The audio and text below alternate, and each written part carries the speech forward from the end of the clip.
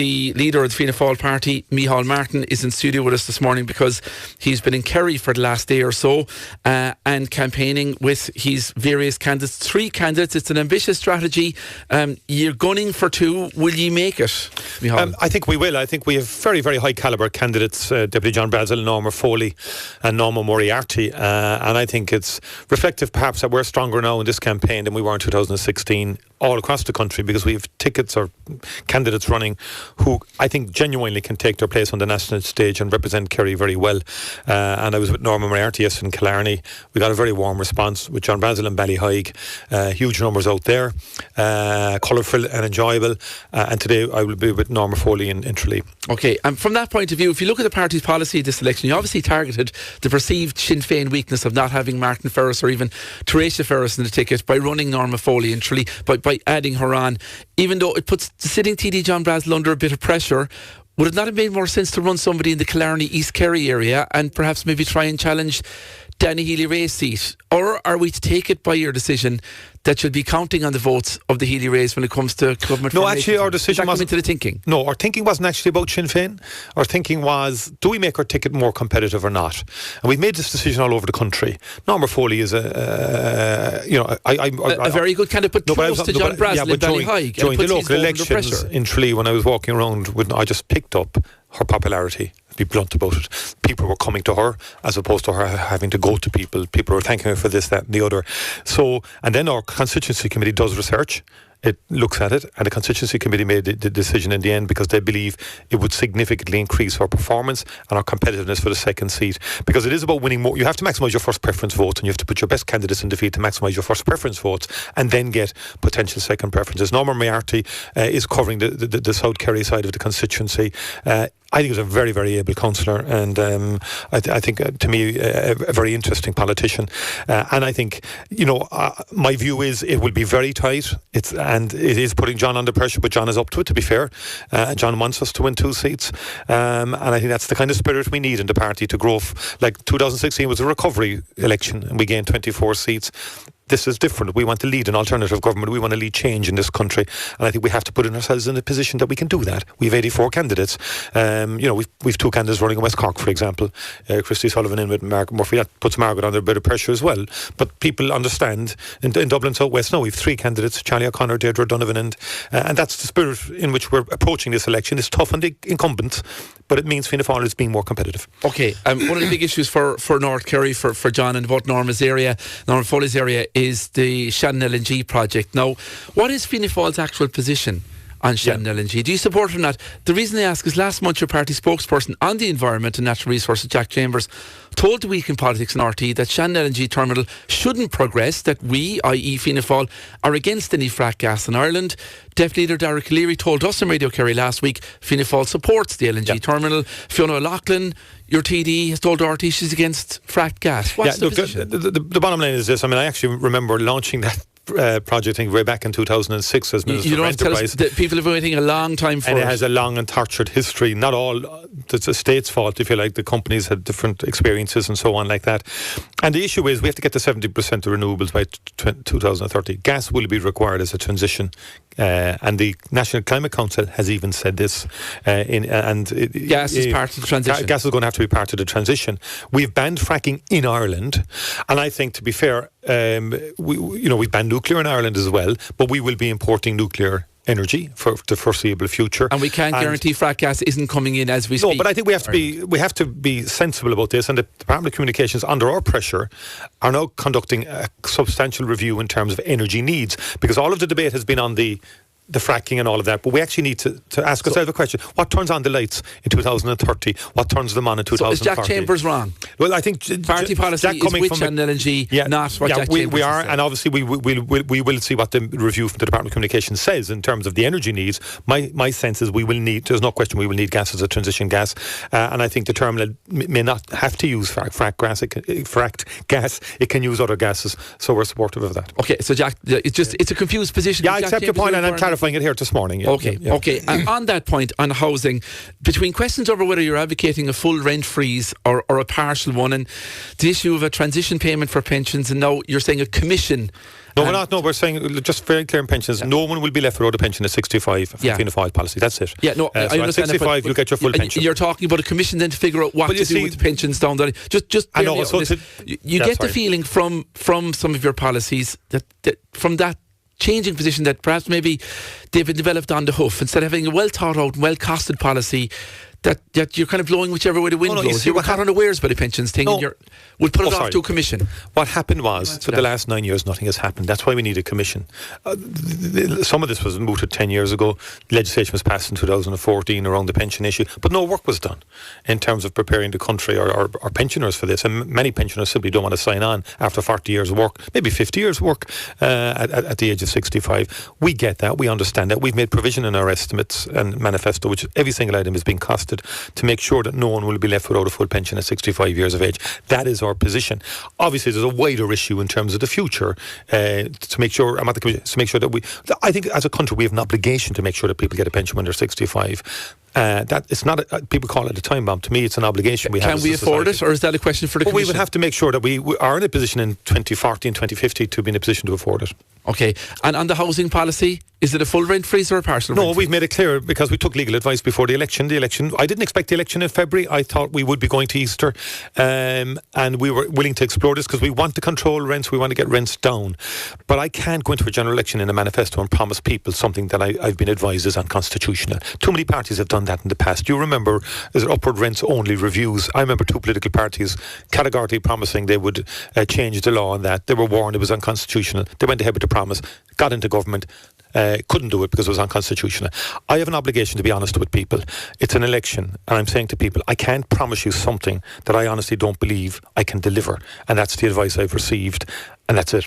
Okay, people in tourism in this county, hugely dependent on it. You were in Killarney yesterday, a thriving town, but people are not happy with the return, the 13.5% in the VAT rate. Now, the economic advice from the department is that the tax has done its work and is no longer good value for money in terms of the tax levers you can pull and push to help different areas of the economy.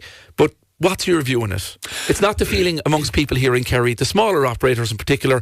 They feel Dublin's flying, thriving, but they're under pressure and it's hit them hard. Yeah, no, what will you do on that? We haven't provided for a reduction in the manifesto, but I would be open to looking at, and again, you can't differentiate, I think, in terms of VAT and EU frameworks and so on in different regions, right? But the food side of it, the restaurants and so on like that, I think got badly hit, particularly in the regions, and they're all saying it to me. In any restaurant I go into or any cafe I go into, they're saying, look, the VAT has hit us. And there is this sense, because Dublin is a different world in terms of hotels and restaurants and so on, just a completely different world and a different experience. So I think we will look at the food side of it in terms of the restaurants and see if there's anything we can do to help them. Okay. Particularly in the regions, and there may be other mechanisms, or we look at the VAT thing again in the future. Should more have been done to cushion the blow? At the time, we thought at the budget that the full whack wouldn't have come back. You know, they wouldn't have gone. You would have phased it up maybe 10% to 11%. Yeah, or they might have concentrated on the hotels as opposed to we got and that maybe excise would have been used to cover, because I think it was the amount of money that had to be raised. The government did it in one full swoop on the hospitality sector as opposed to maybe spreading it among other sectors. Okay, I want to get to one or two other things. What's your position on the Munster Technological University project here in Tralee? There's an international panel of assessors coming in to take a look at the project, the amalgamation with CIT. It's been a bumpy road, €5 million of a bailout for the college. Do you back the project? I do. And I think it's extremely important. I've had a long association with the Institute of Technology in Tralee, even back in my years as Education Minister and subsequently an Enterprise Minister, working with Enterprise Ireland. We put investment into it. It is the key to the region here. It's key to Kerry, and I think having that university, technology university status, I think will copper fasten its future. I brought the nursing degree programme to Tralee when I was a Minister for Health, so I've always been anxious to support the college, because to me education is everything. It's opportunity. It also helps us with inward investment, which Kerry needs more of. Okay, speaking of investment, the wider question of third level funding, the Cassell's report recommended in order to reverse and prevent the damage that's been done by the last 10 years of underinvestment, core funding of 600 million by 2021, 1 billion by 2030, as well as 5.5 billion in capital funding over the next 15 years. None of that has been done. No, Fine Gael have ignored it. Will Fianna Fáil do it? Yes, we've actually in the manifesto, our education policy is the best of any party, if you look at it and read it. And in third level, what we are saying is that we'll invest 100 million per annum additional as core funding to the third level sector. That has to be done because the quality of third level education is reducing because of the lack of core funding for the third levels. That's why Tralee is in difficulty because of that. And also, we're looking at increasing third level maintenance grants and also restoring postgraduate grants to their full levels. How do you pay for that? Do you go down the student road loan? We've basically given education.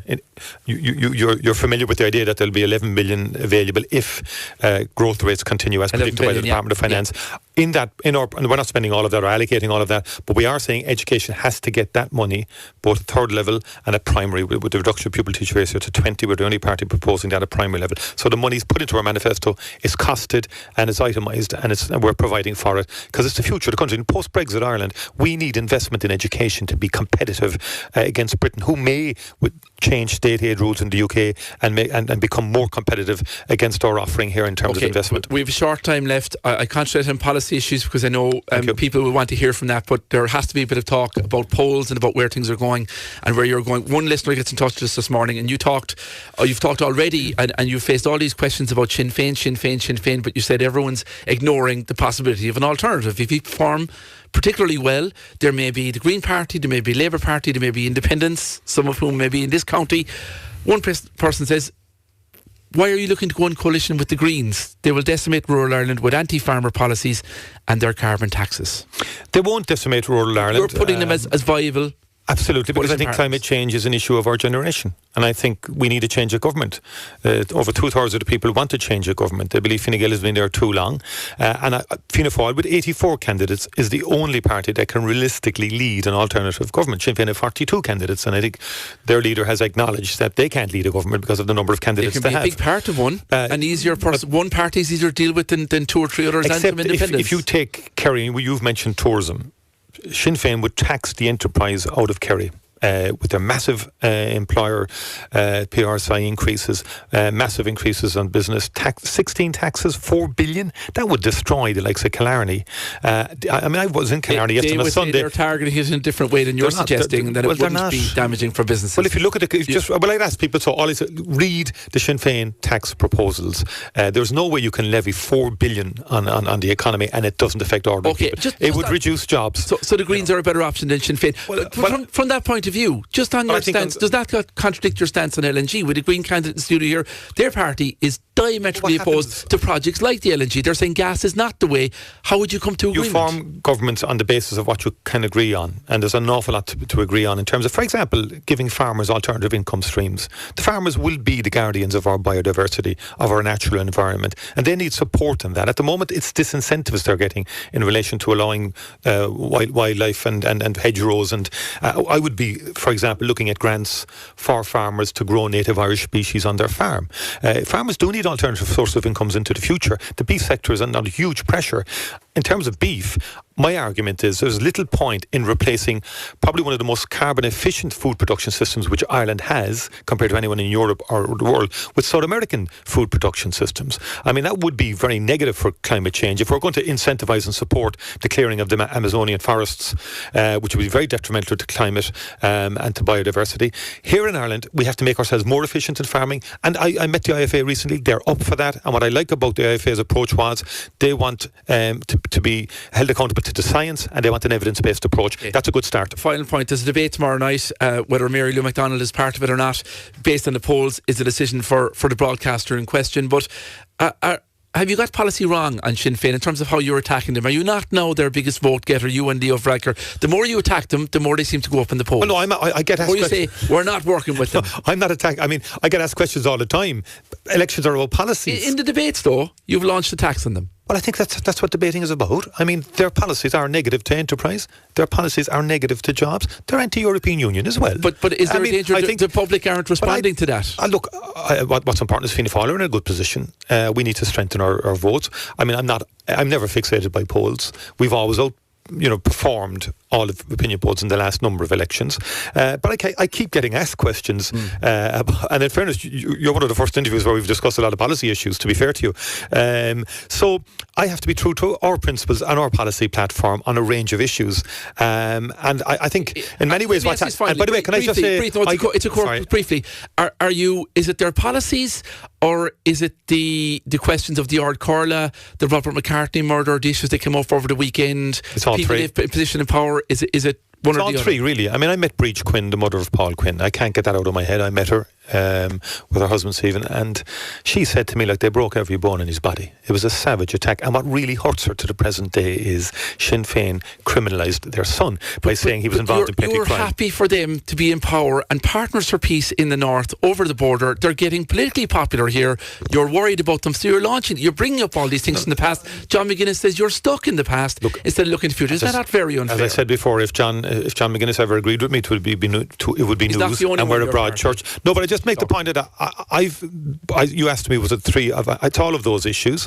They need to atone and bring closure to those families. That's all I'm asking. Their leader did promise to bring closure to the Quinn family. They haven't done that. The Quinn family. You work with them. But the point is this: their policies are incompatible with ours. And I think the problem with opinion polling as well, it's written out the Labour Party, the Green Party, and others in terms of they being real potential partners in government. And I think it's really what's happening is, look, I get, by the way, why people are changing. People are fed up with Fine Gael in office, and they're angry with the lack of progress on health services, their lack of progress on housing. I get all that. And by the way, I respect people who vote for any party. We're in a democracy. I respect that, but I have to be true to those who are voting for us. Okay. And there's a lot of people voting for us who don't want that type of coalition. Okay, Micheál Martin, we'll have to leave it there. My thanks to you and the best of luck next Saturday.